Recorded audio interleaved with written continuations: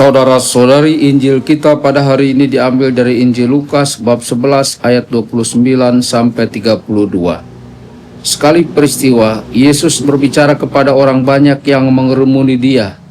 Angkatan ini adalah angkatan yang jahat.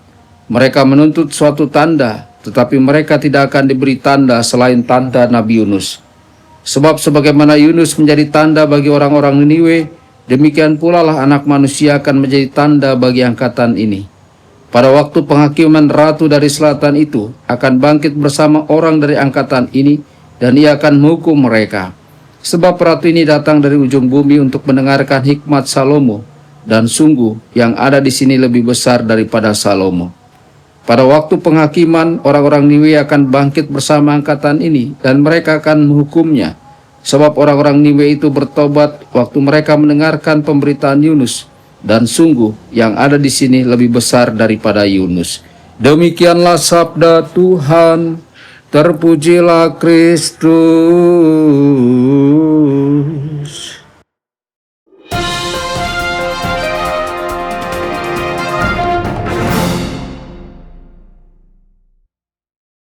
Dalam nama Bapa dan Putra dan Roh Kudus. Amin. Saudara dan saudari terkasih dimanapun Anda berada, jumpa lagi dengan saya Romo Tedens dalam saluran Warta Kabar Sukacita.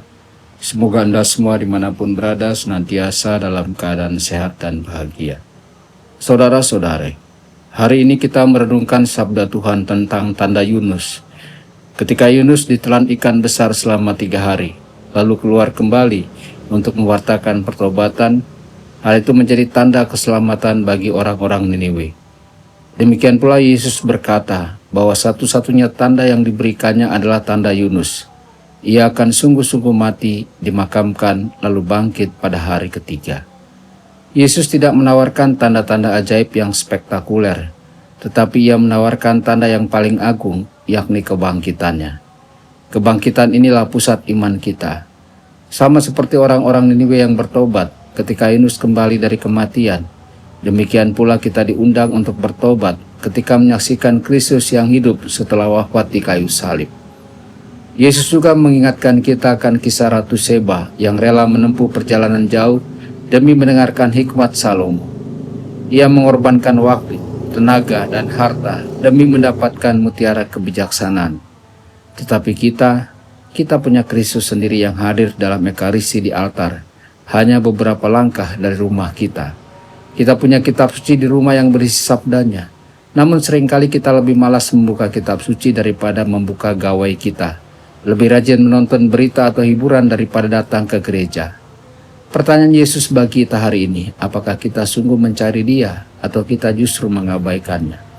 Saudara-saudari, Yesus berkata, di sini ada yang lebih besar daripada Yunus. Di sini ada yang lebih besar daripada Salomo. Dialah Yesus sendiri, lebih besar dari para nabi, lebih bijaksana dari raja manapun, lebih perkasa daripada maut. Tidak ada yang dapat mengalahkannya, kecuali satu hal yang ia biarkan bebas, yakni kehendak kita. Ia tidak pernah memaksa kita untuk percaya, tetapi mengundang kita dengan kasih. Maka marilah kita belajar dari orang-orang Niniwe yang mau bertobat, belajar dari Ratu Seba yang rela berkorban untuk mencari kebenaran. Marilah kita gunakan kesempatan yang begitu dekat dengan kita, yakni ekaristi, doa, dan sabda Tuhan. Semua itu adalah harta rohani yang lebih besar daripada semua yang ditawarkan dunia. Semoga hati kita terbuka dan kita pun berani berkata, ya Tuhan, Engkaulah yang lebih besar dari segalanya.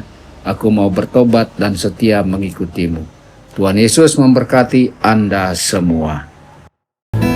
Sabda Allah adalah kebenaran. Sabda Allah adalah kehidupan.